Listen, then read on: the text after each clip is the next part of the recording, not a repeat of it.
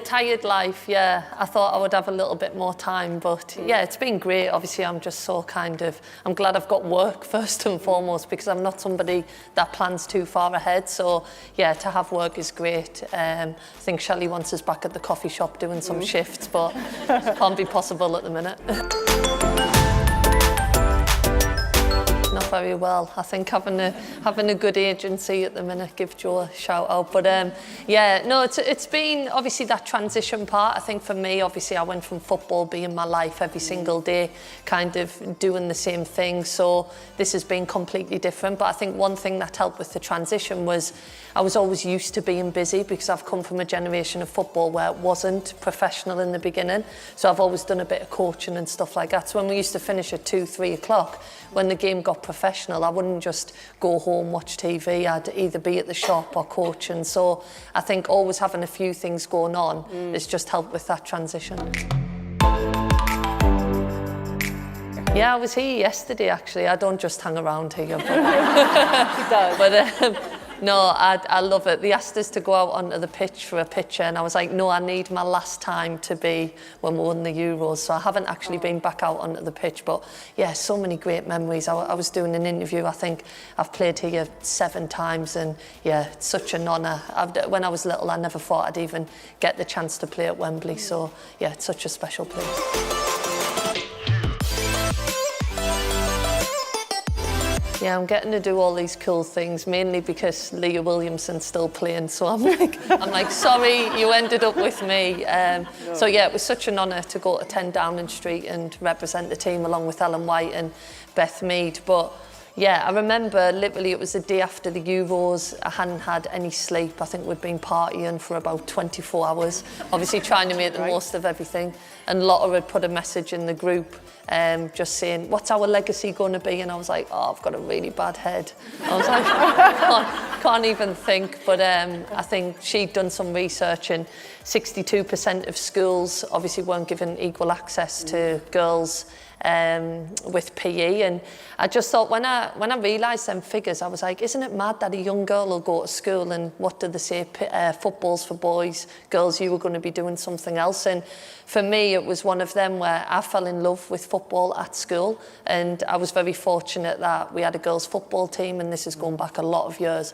But I think without that support, I wouldn't have gone on to have the career that I had. So the fact that you're taking away a potential dream for a little Jill, well, she was probably about that big, kind of really struck a chord with me. So it was fantastic work from Leah and Lotta, and yeah, it was great that I could go and take the credit at Downing Street.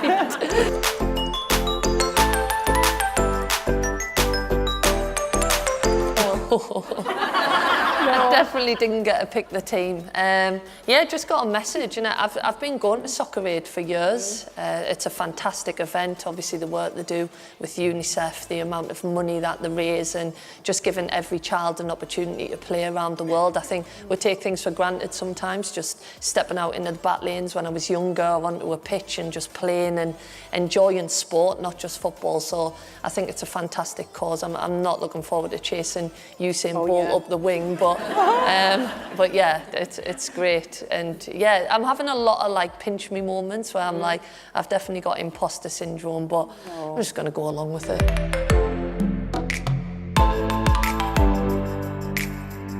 Yeah, it was crazy. I got an email straight after the Euros saying, oh, do you want to go on I'm a Celebrity? And I thought it was a hoax. But the girls had always said to us, out of all of them, obviously I got asked to do Love Island, which I turned down a few times. But they said, if you get I'm a Celebrity, you've got to do it. So I was like, yeah, I'll do it. But yeah, it was just a mad situation. Like the whole thing, I was hungry a lot of the time. You only get about 900 calories of rice and beans, and then you win a meal and it's like crocodile feet, and you're just like, it's not great. But yeah, just so many mad moments. I was at a talk yesterday, and I was telling the story of, for people that watched it, obviously the bike provided the water to do the dishes. So me and Boy George were on dishes duty, and Matt Hancock and Chris Moyles is on the bike behind us. And I'm like, pedal faster, Matt, I need the water to go hot. So washing the dishes, Boy George is singing Karma Chameleon. And I'm like, if I ever did drugs, which I haven't, I was like, is this what it's like? Because it was just, yeah, it was mad. It was mad. But I do think people were talking about women's football. I haven't watched the show back, but I did do a lot of interviews on women's football and stuff like that. And to obviously get it on TV, a lot of viewers, if it's kind of helped a little bit, then it's worth it. I learned that sport is just an incredible thing. I never thought I'd be equipped to go and live in a jungle for 3 weeks. And I think when I sit here and do talks, and it's been such an honour to play for England 161 times, the first being just as special as the last. But I think what sport teaches you, how to win, how to lose, how to be part of a team, how to help your teammates, kind of the mental side of it. It was really difficult in there in terms of like that psychological that would like really drop you low and then raise you back up. So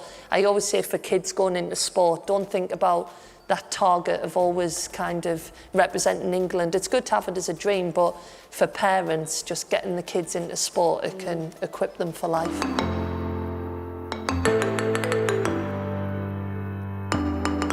Yeah, that was actually a really sad story. He said when he was younger, the boys didn't accept him and they didn't think he was kind of the right person to play football. But I don't think they showed this in the jungle, but when there was 11 of us, me and Owen, I think it was the night that you win like a stay in the caravan. And I remember saying to him, God, the amount of girls that would love to be in here with you now. And we're discussing like our best Premier League players or something like that. And because there was 11 of us, we made a little team and we give Boy George the attacking midfield with the captain's armband. And he was like, it's the first time he'd really felt like he kind of belonged to football. So yeah, there's lovely little moments like that. I was just a kid that wanted to be outside all the time. I know you were talking about your daughter before, just outside. I didn't want to be watching movies and stuff like that. Always had scraped knees. And I think I went to school seeing football was being played and I was like, I want to do that. And I was only about 5. And then I think as time went on, I was like, I'm actually the only girl doing this. So it was difficult in the beginning when I've done a few of these talks and reflected on moments. I got a lot of stick. My first day at senior school, I actually was getting called names for playing football and a boy tripped us up and I smashed my elbow in like 3 places. And it was like the first day of senior school is daunting enough, as well as being rushed to hospital. But yeah, I think the one thing that I say is, although them moments were tough, I always picked my football boots back up because there was nothing in the world that was going to stop us from doing what I loved. So I was quite a driven child, and I think I built up my resilience from quite a young age. Yeah, I did, like David Beckham, Frank Lampard, Steven Gerrard. And that's what I say now, like I do soccer camps, I've got Lucy Bronze, Leah on the back of the shirt. Never mind, I always say, even though it's my soccer camp. But it's like, it's them things that now, I always say I had this dream that didn't exist. So my mum would say, what do you want to be when you're older? I want to be a footballer. I was 3rd child, the other 2 were doing well. She was probably like, just let her crack on with it. So this dream didn't exist, but now young girls, young boys as well, obviously they have the male role models as well, and young girls do, but now they've opened up this whole other world, and I think it just allows them young girls to dream. And you know what, it's not just about football. You think about all the females that are going into refereeing now, physiotherapy, and they might think, I'm not a great footballer, but I can see a female doing that job, the visible. Now I can dare to dream and think, well, maybe I could do that when I'm older. So sometimes being visible is so important as well.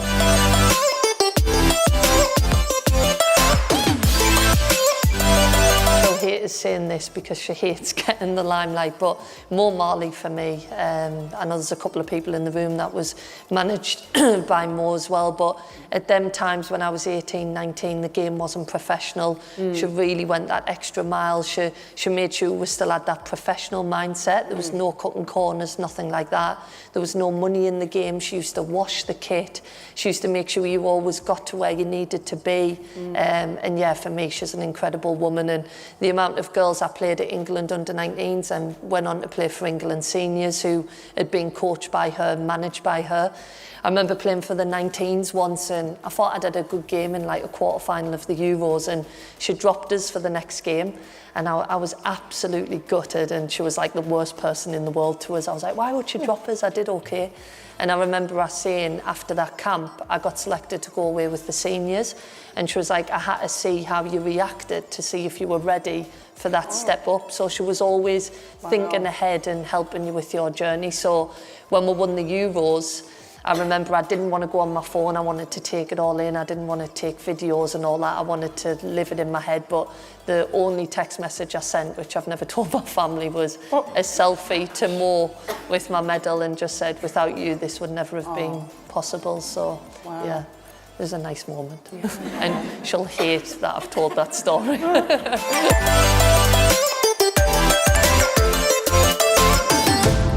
Kind of been blown up a little bit. I think I'm going to be doing a bit of work with the academy, boys and girls, hopefully, and suddenly it's like I'm going to be Pep's assistant at the weekend. So don't always believe the media, but yeah, that was our fault. I need to be back on the grass. Look, I walk past people and they go, "There's that girl from the jungle," and I'm like, I did play football for 30 years, so I need to. My passion is on the grass. I went to a grassroots event recently, and it was not that it was a tick box, but they just wanted us to get a few photos, and I was like, oh well, if the girls got training, I'll take the sessions. And I had this little 6-year-old, and she was checking her shoulder. The ball was on the other pitch, but I was like, she's checked her shoulder, it's brilliant. So it's like, for me, them little wins when I'm on the grass, I love it. I do love it. I didn't really have a plan. That was the thing. When I go and do talks to younger girls, younger boys, they say, speak about long-term goal setting and stuff like that, but I never did it. And I don't want to lie, but I think a good point with that is, I always use me and Steph Houghton as an example. We started at Sunderland together. I went to Everton, she went to Arsenal, then we went back at Man City, and we've had very similar careers, but we're such different people with totally different routines. She would analyse everything, I wouldn't, and I think a point on that would be that you can kind of reach this target that you've got, but you can do it in your own way. Okay. But in terms of making a plan, I've always been like, I always think tomorrow's never guaranteed, and if you think too far ahead, you don't know what's going to happen. So it's always just being the best person you can be every single day. Had a manager, Nick Cushion at Man City, and he said, look, if you can look yourself in the mirror at the end of every day and say, I've done everything I can to be better than I was yesterday, then you can be proud. So yeah, I didn't have a clue what I was going to do. I still don't know now. Obviously coaching, I like doing the talks and stuff like that, but yeah, we'll just see. Dancing on ice? No, I'm only joking. I'm joking.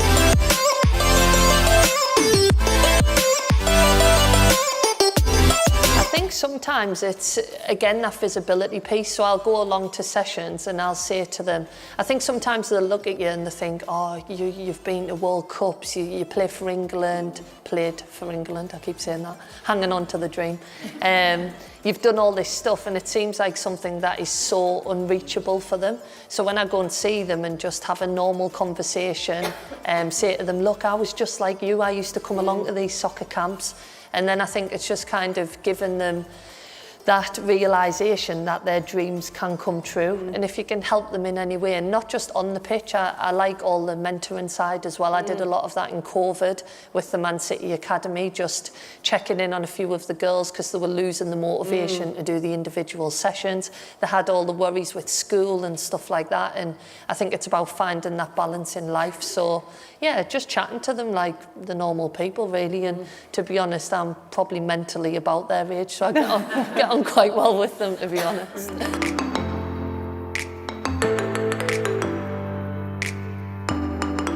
Yeah, I try and have, I don't want to use cheesy things, but I do try and have that no regrets. Like, I feel so honoured to have had the career that I had. Like, I'll sit here honestly and say, look, I was just an average player with a big heart. As my career went on, I'm playing with the likes of Kira Walsh, Georgia Stanway, Lauren Hemp, and I'm like, wow, they don't realise how good they are. And it took a lot of work for us to stay at their level. But yeah, in terms of regret, I think I just feel so lucky. Like, to have my last game at Wembley, win the Euros against Germany, it was just the absolute perfect ending. But one thing that I will say, obviously I tell a lot of jokes and whatever else, and you'll have been able to see in the final that I can be quite serious when I'm on the pitch.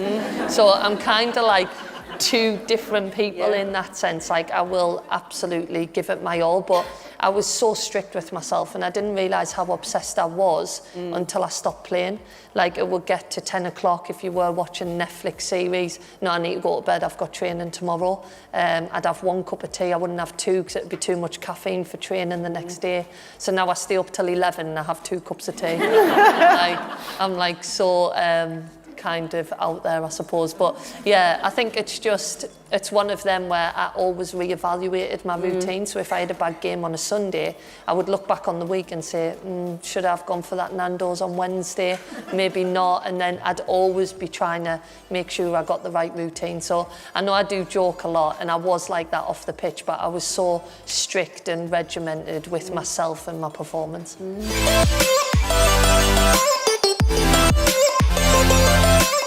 Yeah, it's great. Obviously, I've done a couple of games now. I think being with Kaz has been a real special one. She's been one of my kind of really good friends throughout this journey, and she's so good at what she does. Like, the thing is, though, it's not by chance that she's where she is. She puts so much work in, and I met her the other week before International Women's Week, because I was like, I had a few talks, but I wanted to make sure that I got the right messages across, and it's great that we can bounce off each other and like I steal her ideas, to be honest. But you know what, I had a great conversation with her about International Women's Week, because obviously it was the equity piece and the equality. Yeah, we need the same opportunities for men and women, but sometimes when we're getting them and suddenly the women's referees go to there because the opportunities are there for women, but that support piece needs to be put in place because you haven't had the same journey as the men to get there. It's not saying that we can't do it, but I think that support piece has to be in place. So speaking to the likes of Kaz,